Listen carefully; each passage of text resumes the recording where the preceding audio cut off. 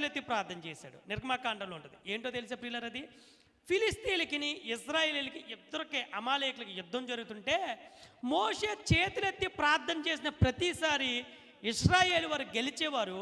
ఆ చేతులు దించినప్పుడు అమాలేకీలు నెగ్గేవారు. ఇప్పుడు మోషే చేతులెత్తిన ప్రతిసారి ఇజ్రాయేల్ గెలుస్తుంటే చేతులు దించిన ప్రతిసారి ఎవరు నెగ్గుతున్నారు?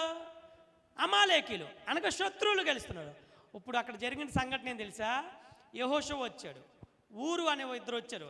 ఇద్దరు వ్యక్తులు వచ్చి మోషేని ఒక దెబ్బ మీద కూర్చోబెట్టి, అనగా బండ మీద కూర్చోబెట్టి, ఒక చెయ్య యెహోషువ పట్టుకున్నాడు, ఇంకో చెయ్య ఊరు పట్టుకున్నాడు.